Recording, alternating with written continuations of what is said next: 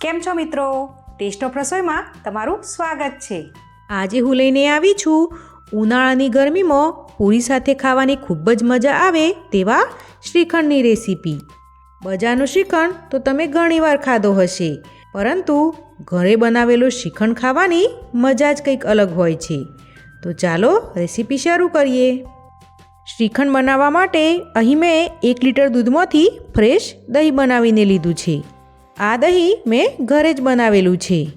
અહીં શ્રીખંડ બનાવવા માટે વધુ પડતું ખાટું હોય તેવું દહીં નથી લેવાનું।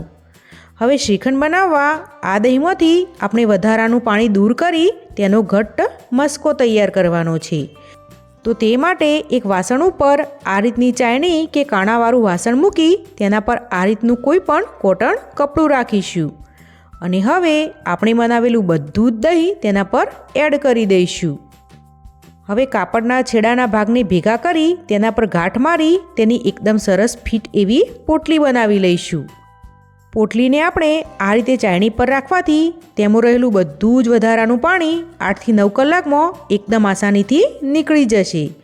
પરંતુ જો આટલો સમય આપણે દહીંને બહારના વાતાવરણમાં રાખીશું તો તે ખાટું થઈ જશે।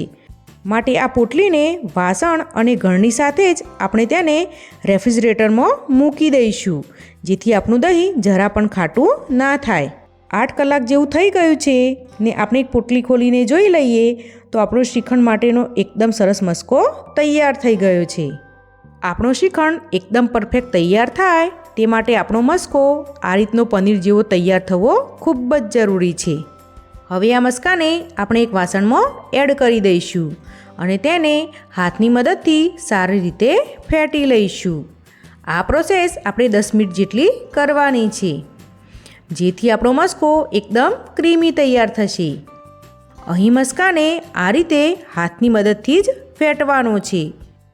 જો તમે મસ્કાને ફેટવા કોઈ પણ ઇલેક્ટ્રિક સાધનનો ઉપયોગ કરશો તો આપણો મસ્કો ઢીલો થઈ જશે। 10 મિનિટ જેવું થઈ ગયું છે ને આપણો મસ્કો એકદમ સરસ રીતે ફેટાઈ ગયો છે। હવે મસ્કામાં ઘણીવાર ખાંડ ઉમેર્યા બાદ તે ઢીલો પડી જતો હોય છે, તો એવું ના થાય તે માટે મેં અહીં 2 મોટી ચમચી જેટલી ફ્રેશ મલાઈ લીધી છે। આપણે ઘરે દૂધમાંથી જે મલાઈ કાઢીએ છીએ તે જ મલાઈ મેં અહીં લીધી છે। હવે તેમાં આપણે મિલ્ક પાવડર ઉમેરીશું। આ મિલ્ક પાવડર તમને આ રીતના 10 રૂપિયાના પેકેટમાં એકદમ આસાનીથી મળી રહેશે। તો અહીં આપણે 1 ચમચી જેટલો મિલ્ક પાવડર મલાઈમાં એડ કરીશું અને સાથે મલાઈમાં ઉમેરવા મેં કોર્નફ્લોર લીધો છે। પરંતુ જો તમારી જોડે કોર્નફ્લોર ના હોય તો તેની જગ્યાએ તમે આરાનો લોટ કે તપકીરનો લોટ પણ લઈ શકો છો। હવે આ કોર્નફ્લોરમાંથી 2 ચમચી જેટલો કોર્નફ્લોર મલાઈમાં એડ કરીશું અને બધી જ વસ્તુને સારી રીતે મિક્સ કરી લઈશું। હવે શ્રીખંડમાં મીઠાશ આપવા માટે મેં અહીં અડધો કપ જેટલી દળેલી ખાંડ લીધી છે, તેને મસ્કામાં એડ કરી દઈશું અને સાથે આપણે બનાવેલું મલાઈનું મિશ્રણ તેમાં એડ કરી તેને વિસ્કરની મદદથી સારી રીતે મિક્સ કરી લઈશું। આપણી બધી જ વસ્તુ એકદમ સરસ રીતે મિક્સ થઈને આપણો શ્રીખંડ માટેનો એકદમ સરસ બેઝ તૈયાર થઈ ગયો છે। તમે જોઈ શકો છો કે મલાઈવાળું મિશ્રણ એડ કરવાથી ખાંડ એડ કર્યા બાદ પછી પણ આપણો મસ્કો જરા પણ ઢીલો નથી પડ્યો અને તે એકદમ સરસ ક્રીમી તૈયાર થયો છે। હવે આ બેઝને બજાર જેવો સ્મૂથ બનાવવા માટે આપણે તેને આ રીતની ગળણીમાં એડ કરી દઈશું અને પછી તેને સારી રીતે ચાળી લઈશું। આ રીતે બેઝને ચાળવાથી શ્રીખંડનો બેઝ એકદમ સ્મૂથ અને બજાર જેવો તૈયાર થાય છે। તમે જોઈ શકો છો કે આપણો શ્રીખંડનો બેઝ એકદમ સરસ રીતે ચડાઈને તૈયાર થઈ ગયો છે। તો હવે આ બેઝમાં તમને મનગમતું ફ્લેવર આપીને કોઈ પણ ફ્લેવરવાળું શ્રીખંડ તમે તૈયાર કરી શકો છો। આજે આપણે આ શ્રીખંડને એકદમ સિમ્પલ રીતે તૈયાર કરીશું। તો શ્રીખંડને ફ્લેવર આપવા માટે 1 ચમચી જેટલો એલચી પાવડર અને 1 ચમચી જેટલો જાયફળ પાવડર એડ કરી દઈશું। હવે અહીં મેં ડ્રાયફ્રૂટમાં 1 મોટી ચમચી જેટલી બદામની કતરણ, 1 ચમચી જેટલા કાજુના પીસ, 1 ચમચી જેટલા પિસ્તાના પીસ તેમજ 1 ચમચી જેટલી સૂકી દ્રાક્ષ લીધી છે। હવે આ ડ્રાયફ્રૂટને આપણે શ્રીખંડના બેઝમાં એડ કરી દઈશું। હવે શ્રીખંડને કલર આપવા માટે અહીં મેં 6 થી 7 જેટલા કેસરના તારને ગરમ દૂધમાં પલાળી રાખ્યા હતા. તેમાંથી 1/4 ટીસ્પૂન જેટલું દૂધ બેઝમાં એડ કરી દઈશું અને બધી જ વસ્તુને સારી રીતે મિક્સ કરી લઈશું. અહીં તમે કેસરની જગ્યાએ ફૂડ કલરનો પણ ઉપયોગ કરી શકો છો. શ્રીખંડને કલર આપવો ટોટલી ઓપ્શનલ છે. તમે શ્રીખંડમાં કોઈપણ જાતનો કલર એડ કર્યા વગર પણ શ્રીખંડ બનાવી શકો છો.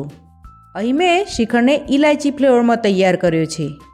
તમે તમારા ટેસ્ટ પ્રમાણે કોઈપણ ફ્લેવરનો શ્રીખંડ બનાવી શકો છો. તમે જોઈ શકો છો કે આપણો શ્રીખંડ એકદમ મલાઈદાર તેમજ બજાર જેવો સ્મૂથ તૈયાર થયો છે. તો હવે આ શ્રીખંડને સર્વ કરતાં પહેલાં સેટ થવા માટે 1 કલાક જેવું આપણે રેફ્રિજરેટરમાં રાખી દઈશું. 1 કલાક જેવું થવા આવ્યું છે ને આપણો શ્રીખંડ જોઈ લઈએ તો તે એકદમ સરસ રીતે સેટ થઈ ગયો છે. બજારના શ્રીખંડ કરતાં આ રીતે બનતો શ્રીખંડ એકદમ ચોખ્ખો તેમજ ઘણો સસ્તો પણ પડે છે. તો ચાલો હવે તેને સર્વ કરી લઈએ. ઉનાળાની ગરમીમાં પૂરી, પરોઠા, રોટલી કે ભાખરી સાથે ખાવાની ખૂબ જ મજા આવે તેવો આપણો શ્રીખંડ એકદમ ઓછા ખર્ચામાં તૈયાર છે. આ શ્રીખંડ ટેસ્ટમાં એટલો સરસ બન્યો છે કે એકવાર આ રીતે શ્રીખંડ ઘરે બનાવ્યા બાદ તમે બજારનો શ્રીખંડ ક્યારેય નહીં લાવો. હવે આ શ્રીખંડને થોડા બદામની કતરણ, થોડા પિસ્તાની કતરણ, થોડા કાજુના પીસ તેમજ સૂકી દ્રાક્ષ એટલે કે કિસમિસ વડે ગાર્નિશ કરી લઈએ. જો તમને મારી રેસીપી પસંદ આવતી હોય તો મને કમેન્ટ કરીને જરૂરથી જણાવજો અને મારી ચેનલને વધુમાં વધુ શેર કરજો. તો બજાર કરતાં એકદમ ચોખ્ખો અને સસ્તો એવો આ શ્રીખંડ તૈયાર કરવો ખૂબ જ સહેલો છે. તો ઘરે એકવાર ચોક્કસથી ટ્રાય કરજો. જો તમને આજની મારી રેસીપી ગમી હોય તો મારી ચેનલને લાઈક અને સબસ્ક્રાઈબ કરજો અને બેલ આઇકનને દબાવવાનું ભૂલતા નહીં. તો ફરી મળીશું કોઈ નવી રેસીપી સાથે. ત્યાં સુધી આવજો.